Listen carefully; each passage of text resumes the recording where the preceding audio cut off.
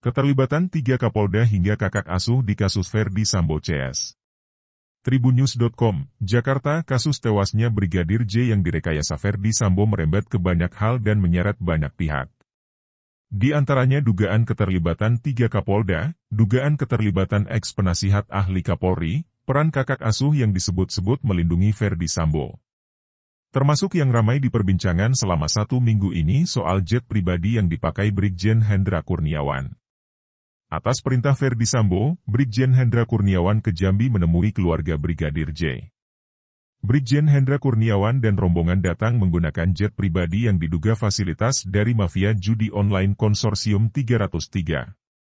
Akhirnya Polri buka suara soal keterlibatan 3 Kapolda hingga kakak asuh yang terseret pusaran kasus tewasnya Brigadir J. 1. Polri bantah dugaan ada kakak asuh yang melindungi Ferdy Sambo. Polri menyebut soal dugaan adanya kakak asuh yang melindungi Ferdy Sambo dalam kasus kematian Brigadir Nofriansyah Yosua Huta Barat alias Brigadir J hanya sebatas dugaan. Kadif Humas Polri Irjen Pol Dedy Prasetyo mengungkapkan sejauh ini tidak ada sama sekali informasi terkait adanya upaya pelindungan seperti yang diberitakan. Terkait kakak asuh, adik asuh itu kan kembali lagi hanya dugaan. Tapi yang jelas saya sudah berkoordinasi dengan Pak Dirtipidum Bareskrim Polri Brigjen Pol Andirian, maupun Propam itu tidak ada, kata Dedy kepada wartawan, Jumat, 23 September 2022. Kakak asuh disebut bantu Ferdy Sambo agar divonis ringan. Sebelumnya, eks-penasihat ahli Kapolri yang juga guru besar Universitas Padjadjaran, Unpad, Bandung, Profesor Muradi mengungkap adanya sosok kakak asuh yang mencoba membantu mantan Kadif Propam Polri Irjen Ferdy Sambo agar divonis ringan dalam kasus pembunuhan Brigadir J. Istilah kakak asuh sendiri merujuk pada anggota Polri, baik yang sudah pensiun atau masih menjadi petinggi di institusi Bayangkara. Keterlibatan dalam kasus Brigadir J, tadi kan ada 3. Pelaku langsung, orang yang terlibat langsung, dan orang yang tidak terlibat langsung tapi ikut di dalamnya, kata Muradi. Bisa jadi kakak asuh itu adalah yang ketiga. Kakak asuh ini adalah yang tidak terlibat langsung, tapi kemudian ikut merancang, ikut mendorong, tuturnya.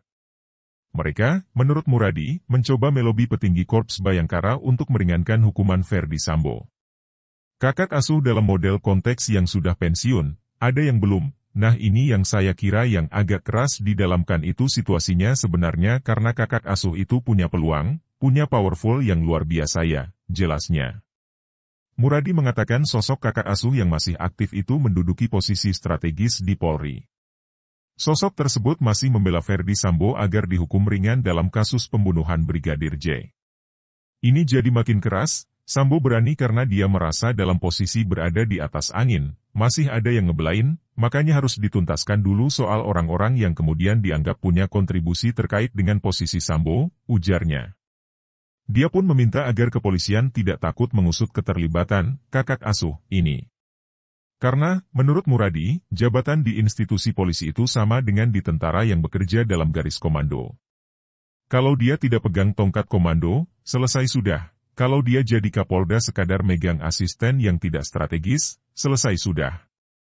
Kita punya pengalaman ketika Pak Gatot Nurmantio, Panglima TNI, diganti, selesai, ucap Muradi. Misteri kakak asuh yang menjadi pelindung Ferdy Sambo menuai tanda tanya. Sosok tersebut disebut mencoba membantu agar hukuman terhadap eks-Kadif Propam Polri itu diringankan. Ketua Indonesia Police Watch, IPW, Sugeng Teguh Santoso menduga kakak asuh Ferdy Sambo yang dimaksudkan adalah eks-Kapolri Jenderal Idam Aziz. Kedekatan keduanya terjalin saat Idam masih belum pensiun.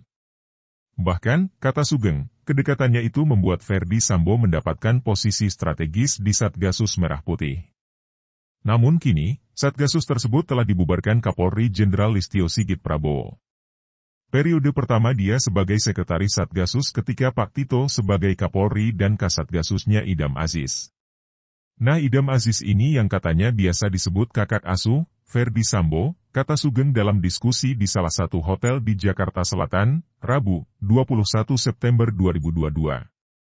Sugeng menjelaskan bahwa Ferdy Sambo langsung ditunjuk menjadi Kasatgasus Merah Putih saat Jenderal Idam Aziz didapuk menjadi Kapolri. Dia bahkan menempati posisi tersebut selama 3 periode. Ketika Idam Aziz menjadi Kapolri, Sambo menjadi Kasatgasus sampai dengan 3 periode Kasatgasus. Yang terakhir ditandatangani 1 Juli 2022, peristiwa penembakan Brigadir J terjadi 8 Juli 2022. Ada apa, jelasnya? Oleh karena itu, Sugeng mendukung Kapolri Jenderal Listio Sigit Prabowo membubarkan Satgasus Merah Putih. Sebab, konflik of interest dalam Satgas tersebut sangat besar. Saya katakan bahwa ini konflik interest yang begitu besar. Sebagai Kadif Propam, yang tugasnya memeriksa dugaan kode etik polisi, dia juga sebagai Kasatgasus, ini namanya bertentangan sekali. Bagaimana kalau tim Satgasus itu melakukan pelanggaran saat bertugas? Karena dia harus memeriksa, maka semuanya harus ditutup-tutupi, pungkasnya. 2 Polri tegaskan tidak temukan keterlibatan 3 Kapolda dalam pusaran kasus Ferdy Sambo. Polri menegaskan jika tidak melakukan pendalaman terkait isu keterlibatan 3 Kapolda yang dalam pusaran kasus Ferdy Sambo. Diketahui, 3 Kapolda itu adalah Kapolda Metro Jaya Irjen Pol Fadil Imran, Kapolda Jawa Timur Irjen Pol Niko Afinta, dan Kapolda Sumatera Utara Irjen Pol RZ Pancaputra Simanjuntak. Sampai dengan hari ini saya tegaskan kembali dari tim sus tidak ada. Tidak ada pendalaman, tidak ada keterkaitannya ya sampai dengan hari ini 3 Kapolda tidak ada kaitannya, kata Kadif Humas Polri Irjen Pol Dedi Prasetyo kepada wartawan, Jumat, 23 September 2022. Dedi meminta agar tidak mengaitkan-kaitkan ketiga Kapolda tersebut dengan kasus kematian Brigadir Nofriansyah Yosua Huta Barat alias Brigadir J. Saat ini, Dedi melanjutkan, pihaknya masih fokus dengan menuntaskan berkas perkara soal kasus pembunuhan berencana dan penghalangan penyidikan atau obstruction of justice. Pertama segera menuntaskan berkas perkara yang saat ini sedang diteliti di Jaksa Penuntut Umum adalah tersangka Irjen FSCS, pasal 340 subsidiar 338 Yungto 55 dan 56. Kemudian berkas perkara Irjen FS dan 6 TSK lainnya terkait OOJ, UIT, kemudian Yungto pasal 221 dan 223 KUHP, jelasnya. Selain itu, fokus Polri saat ini adalah persiapan pengamanan soal event presidensi G20, rangkaian pemilu 2024 hingga pengamanan Natal 2022 dan Tahun Baru 2023. Kapolda Jatim dan Sumut bantah terlibat skenario kasus kematian Brigadir J. Polri menyebut Kapolda Jawa Timur, Jatim, Irjen Niko Afinta dan Kapolda Sumatera Utara, Sumut, Irjen RZ Pancaputra Simanjuntak telah membantah terlibat dalam pusaran kasus Brigadir Yosua. Kadif Humas Polri Irjen Pol Dedi Prasetyo menyebut 2 Kapolda itu tidak ada, melobi, perwira tinggi, Pati, Polri saat kasus itu muncul seperti isu yang beredar saat ini.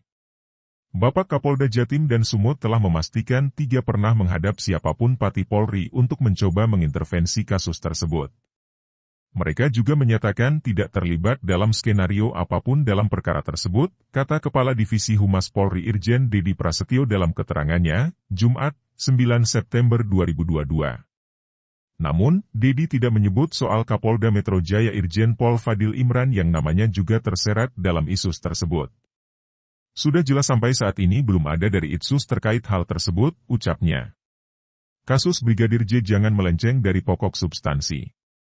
Dedi meminta agar dalam kasus yang menjerat ex-Kadif Propam Polri itu jangan sampai melenceng dari pokok substansi kasus. Saat ini, Dedi mengatakan pihaknya masih fokus untuk menyidik kasus tersebut dengan melakukan sidang kode etik kepada anggotanya yang melakukan pelanggaran. Pokok substansinya adalah sidang kode etik yang sudah dilaksanakan dan banding.